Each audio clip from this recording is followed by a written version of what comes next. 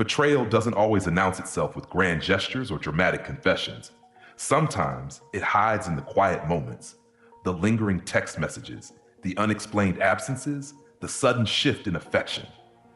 For Nick, the first crack in his marriage appeared on an ordinary evening when his best friend Tim mentioned something that didn't sit right. "Hey man, I've seen Jessica's car at the Golden Crest Hotel a few times now. Thought you should know." Nick laughed it off at first. Jessica had always been independent, often running errands or meeting friends, but doubt, once planted, has a way of growing. Why a hotel? Why multiple times?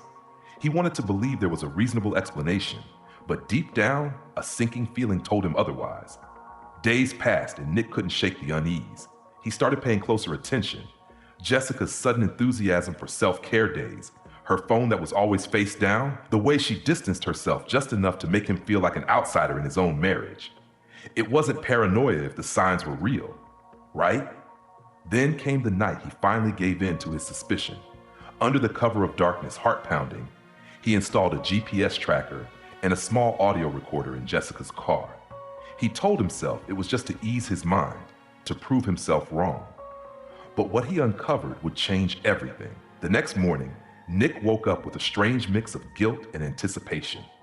He had never invaded Jessica's privacy before, but something in his gut told him he wasn't just being paranoid. He was uncovering a truth that had been lurking in the shadows.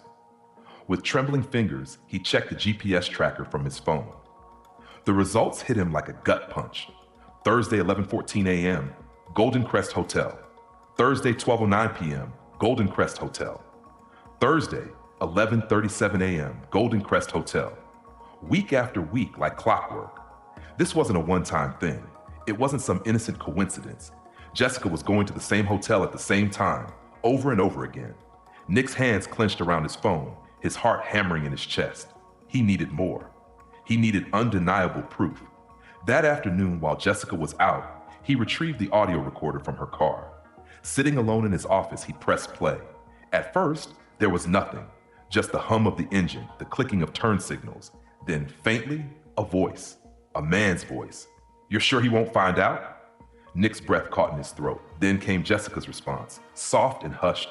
"Not a chance. He doesn't even suspect a thing." The blood drained from Nick's face. It wasn't just suspicion anymore. It was real. That night, he barely slept. Every smile Jessica gave him, every kiss, every casual "I love you" replayed in his mind like a cruel joke. He needed to see it for himself. He needed to watch the betrayal unfold with his own eyes. The following Thursday, he followed the GPS tracker's signal to the Golden Crest Hotel. Parking a safe distance away, he waited, his pulse thudding in his ears. Minutes passed, then an hour. Then at exactly 11:42 a.m., Jessica stepped out of the hotel. And right behind her, David, his longtime friend, the man he trusted. The world around him seemed to tilt. Every nerve in his body screamed for him to confront them, to demand answers, to make them suffer the way he was suffering. But then another thought crept in. This wasn't just about rage. This was about justice. If he acted now, they could deny it, twist the truth. He needed more. Swallowing the bile rising in his throat, Nick drove away. He had work to do.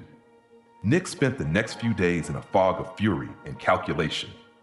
Every time he looked at Jessica, every time she kissed him goodnight or sent a casual text, the weight of her deception pressed down on him like a vice. But confronting her now, it would be too easy for her to deny, too easy for her to turn the tables. No, he needed something airtight, something that would force her to face the truth. He wasn't in this alone. Rachel, David's wife, deserved to know. Typing out the email felt surreal. "Rachel, I need to meet with you. It's about David. I have proof." The response came within minutes. "Tell me when and where." They met in a quiet cafe on the outskirts of town. Rachel arrived looking nervous, clutching her coffee like it was the only thing keeping her steady. When Nick laid out the GPS logs, the hotel receipts, and finally the recording, her hands trembled. "I knew something was off," she whispered, eyes glistening with tears, "but I wanted to believe I was just imagining it." Nick understood that all too well, but now they had to decide what came next. "We can't just confront them," Rachel said, straightening. "They'll lie, they'll gaslight us. We need to catch them in the act." Together, they devised a plan. They both told their spouses they had to leave town, Nick for a supposed work trip, Rachel for a weekend visit to her sister. Their absences would remove any suspicion, giving Jessica and David the perfect opportunity to meet. Meanwhile, Nick hired a private investigator to stake out the Golden Crest Hotel. He gave one instruction: get everything on camera. Thursday arrived. Nick sat in his car, gripping the steering wheel so hard his knuckles turned white. His phone vibrated. A message from the investigator. "They're here, room 214. I have the footage." It was real.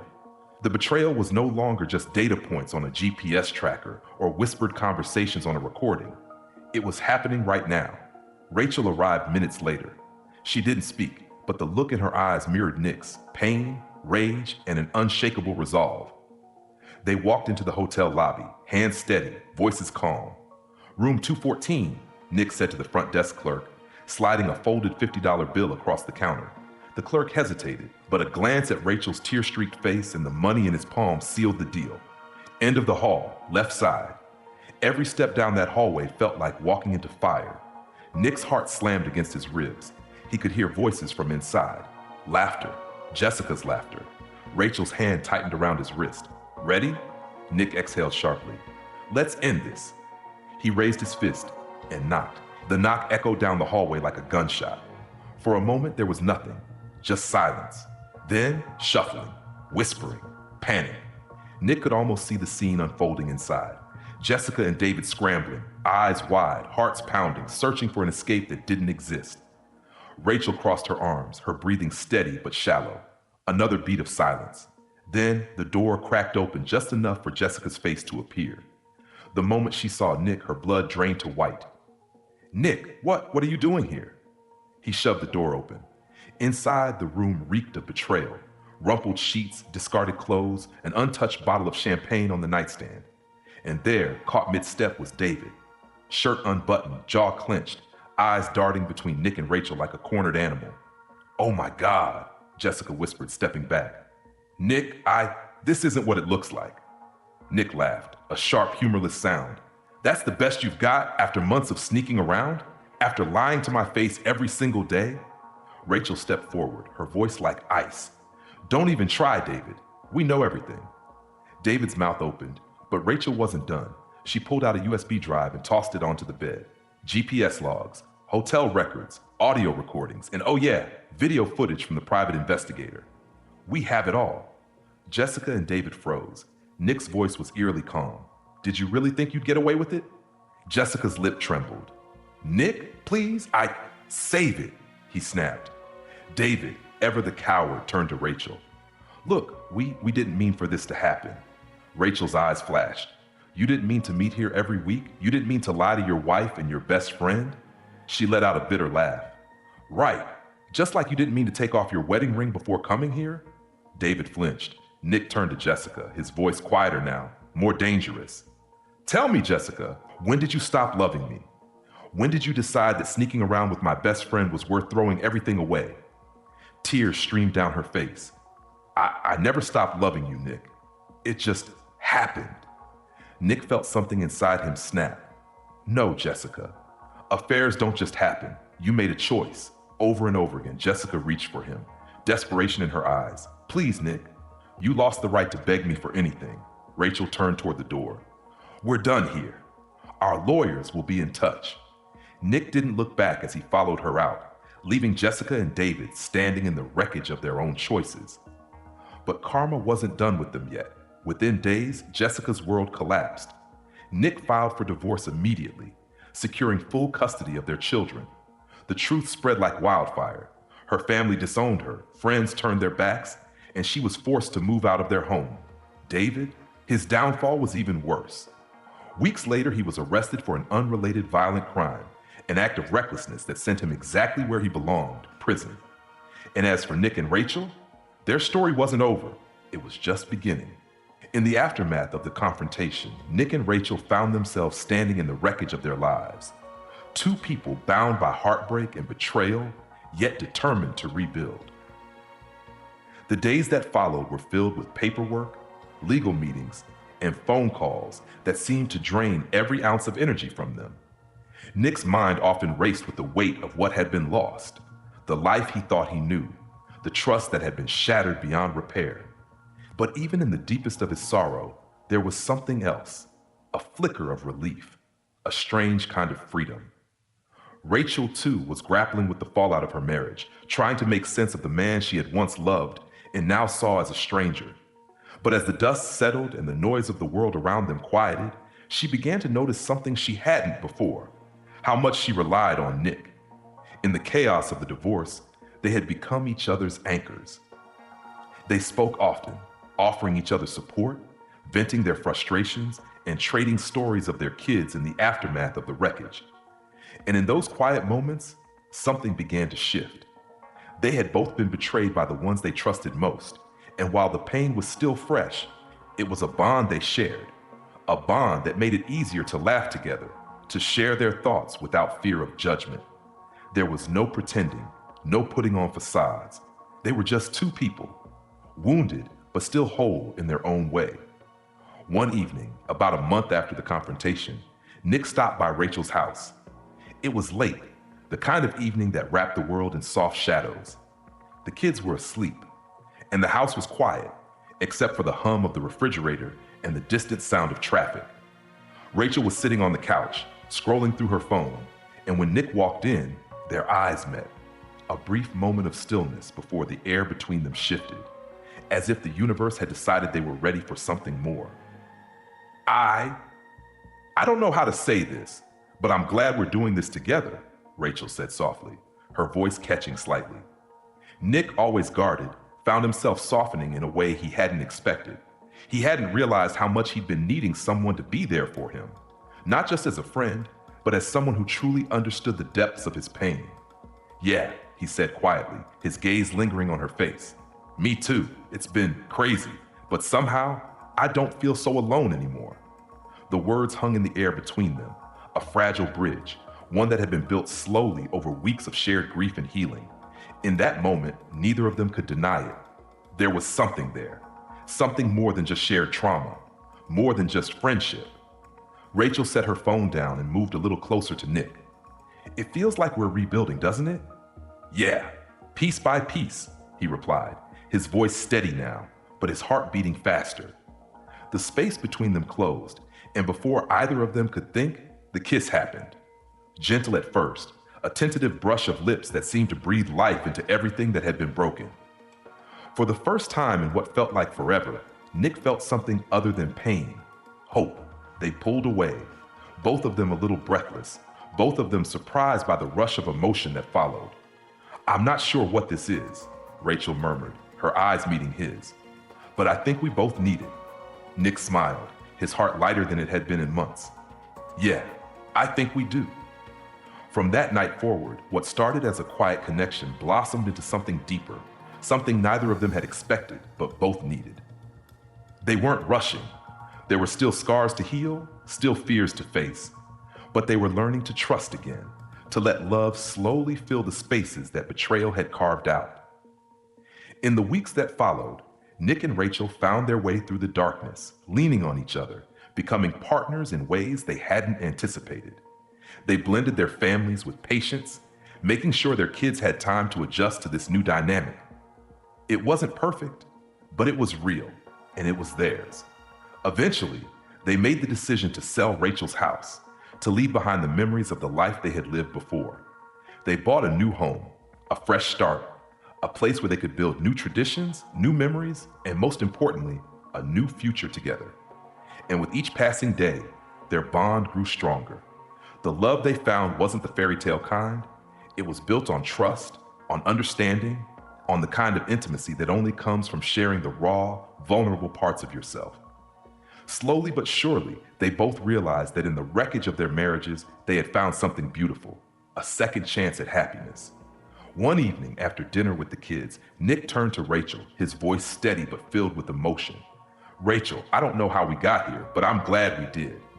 She smiled, her eyes soft. Me too, Nick. Me too. And with that, the future was no longer uncertain. It was a new chapter waiting to be written, together.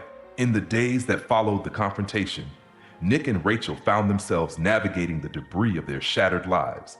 The weight of the betrayals they had both endured was heavy, but somehow the burden was easier to carry when they shared it. The world around them had turned upside down, yet in each other they found a semblance of understanding, an unspoken bond forged in the fires of loss and deception. Nick often found himself reflecting on the life he had lost, the routine he had once cherished, the trust he had taken for granted. But what struck him most was the unrelenting silence that had replaced the laughter, the conversations, the quiet companionship he once shared with Jessica. The silence in his home was deafening. It wasn't until he started spending more time with Rachel that he began to realize how much he'd been missing. A connection, a genuine camaraderie that had been buried beneath the weight of a broken marriage. Rachel, too, was struggling. Her life had been turned upside down in a matter of weeks, and though she was fiercely independent, the loneliness that came with her failed marriage was palpable. She had spent so much time questioning herself, wondering where she had gone wrong, that she hadn't allowed herself to consider what might come next. And then, in the midst of the wreckage, she found herself relying on Nick, not just as a friend or co-conspirator in the fight against betrayal, but as someone she could genuinely confide in. She began to see him not just as the man who had been hurt by Jessica, but as someone whose strength and vulnerability mirrored her own. It was during these quiet moments of shared grief and healing that something unexpected began to stir between them, something neither of them had planned for or anticipated. One afternoon, a few weeks after the confrontation, Rachel called Nick, asking if he could pick up some things for her kids while she was out. He agreed without hesitation, as they had become accustomed to helping each other out in the wake of their divorces.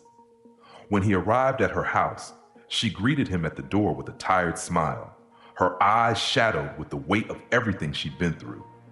She was wearing an old sweatshirt, her hair tied back loosely, and yet in that moment, something about her struck Nick.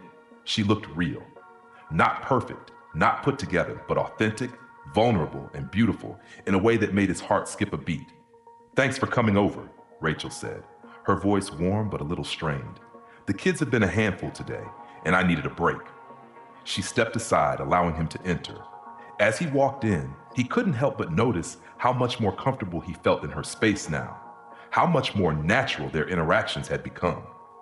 There were no pretenses, no awkward silences, just two people who had seen the worst in each other's lives and still chosen to stay, to keep moving forward together. They spent the afternoon chatting about everything and nothing, life, their kids, how they were adjusting to their new realities. It was in the midst of one of these casual conversations that Nick realized something. He was beginning to care for Rachel in a way he hadn't expected. It wasn't just about shared pain anymore. It was about respect, admiration, and a growing attraction that felt both strange and comforting. As the evening wore on and the kids settled in for the night, Nick found himself lingering at the door, about to leave. There was an unspoken hesitation in the air, a quiet tension that hadn't been there before. Rachel stood in the doorway, her arms crossed lightly, her eyes searching his face as though she was trying to figure out what to say. "Nick," she began, her voice quieter than usual, "I never thought I'd be here. I never thought I'd find someone who understood what I've been through. I mean, I've been so focused on everything that went wrong that I didn't see how much I needed this." Nick's heart thudded in his chest, and before he could stop himself, he stepped forward, gently cupping her face in his hands. Her skin was warm, soft, and he could feel the pulse of her breath against his fingertips. His eyes met hers, and for a fleeting moment, time seemed to slow. "Rachel," he whispered, his voice thick with emotion, "I know what you mean. I didn't expect this either, but sometimes things happen when you least expect them. And I think we've been given a second chance." Before either of them could say anything more, Nick closed the distance between them, his lips meeting hers in a kiss that was tentative at first, as if both of them were unsure, yet certain at the same time. It wasn't the passionate, desperate kiss of two people consumed by need. It was soft, gentle, filled with the tenderness of two souls who had suffered, healed, and now found solace in each other's presence. When they pulled away, their foreheads resting against each other, a quiet understanding passed between them. They weren't rushing into anything. This wasn't about replacing the love they had lost. It was about building something new, something grounded in the hard-earned wisdom that comes with facing loss and betrayal head-on. "We don't have to figure this all out tonight," Rachel said softly, her voice steady now. "But I think we're on the right path." Nick nodded, his heart lighter than it had been in weeks. "Yeah, I think so too." From that night on, their bond deepened. The journey wasn't without its challenges. There were still moments of doubt, times when they questioned whether they were ready to open their hearts again. But together, they found the strength to navigate the uncertainty, to lean on each other, and to slowly build the trust that had been so carelessly shattered in the past. Their kids, too, slowly adapted to the new dynamic. It wasn't perfect, but it was real. The blending of families was a process, and there were growing pains. Yet through it all, Nick and Rachel remained committed, not just to each other, but to the life they were beginning to create together. A year after they first kissed, Nick proposed. The proposal wasn't extravagant.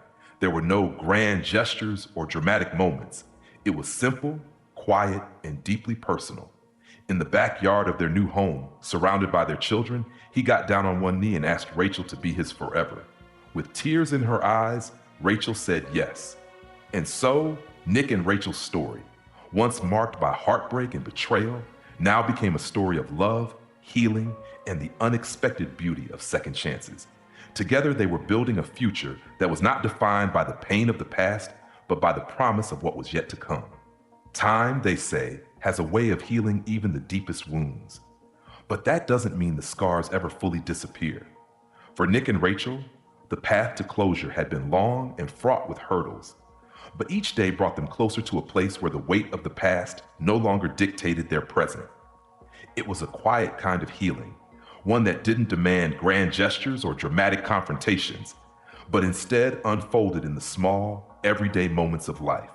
A year after Rachel's house had been sold and they had moved into their new home together, the past still lingered in the corners of their minds. They had found their rhythm, and yet there were still days when a sudden memory would surface.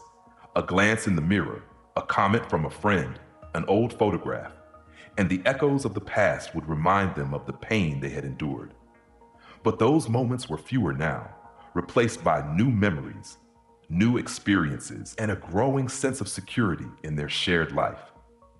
Nick often found himself thinking about his children, the way they had slowly adjusted to the new normal, the way they had come to accept Rachel and her kids as part of their family. It wasn't seamless. There were moments of tension, confusion, and even jealousy. But through patience, communication, and love, the walls between them had crumbled. What had started as two broken families trying to rebuild had blossomed into something that resembled the family they had always dreamed of. Rachel, too, saw the change in her own kids. At first, they had been wary of Nick, unsure of how to integrate him into their lives. But as the days passed, they saw the way he cared for Rachel, how he was always there, always present. And in turn, Nick saw the way her children grew to trust him, to seek him out for advice, not to share their triumphs and failures. It was messy at times, and there were still moments of discomfort. But in the grand scheme of things, their new family was growing stronger by the day. It wasn't until one crisp autumn afternoon that the last vestiges of the past truly fell away. Nick and Rachel had decided to take a trip, a long overdue family camping trip, something they had always dreamed of doing, but never had the chance to before. The kids were excited, their laughter filling the car as they drove through winding country roads, leaving the city behind. As they pulled up to the campsite, Nick felt something inside him shift. The memories of betrayal, of lies and deceit no longer clung to him like an anchor. He was free. They were all free. They spent the weekend in the woods, surrounded by the beauty of nature. They built fires, roasted marshmallows, shared stories, and created new memories that were all their own. There was no trace of the past in the air here. No ghosts of broken marriages or shattered trust. Just a new family, united by love, healing, and the shared experience of moving forward together. On the last night of their trip, as the sun dipped below the horizon and the fire crackled softly beside them, Nick sat beside Rachel on a blanket, looking out at the stars. The kids had gone to bed, exhausted from their adventures, leaving the two of them alone with their thoughts. I never thought we'd get here, Rachel said softly, her head resting on Nick's shoulder. After everything, after all that happened, I never thought we'd be here together, like this. Nick smiled, his fingers gently brushing through her hair. Neither did I, but I think we were always meant to be here, Rachel. Not because of what happened, but because of how we got here. We fought for this. We fought for each other. Rachel nodded, her eyes sparkling in the firelight. We did. And now we have everything we need. There was a pause, the sound of the wind rustling the leaves in the trees, and for the first time in a long time, Nick felt a deep sense of peace. The anger, the resentment, the pain that had once consumed him, it was gone. Not forgotten, but it no longer defined who he was or who he had become. The closure he had been searching for, the answers he had needed, were finally within his reach. They had healed, together. The following spring, Nick received the call that would mark the final piece of the puzzle, the last thread of the past to unravel. It was a lawyer's office, notifying him that the criminal case against David had come to a close. David, who had once been his closest friend, had been convicted of the attack that had led to his imprisonment. It wasn't a conversation Nick had wanted to have, but it was one that he needed to hear. As the details of David's sentencing were laid out, Nick's heart felt nothing. No anger, no sorrow, no sense of justice, just a quiet acceptance of the path they had all taken. David had made his choices, and now he would face the consequences. But for Nick and Rachel, the chapters had long since been closed.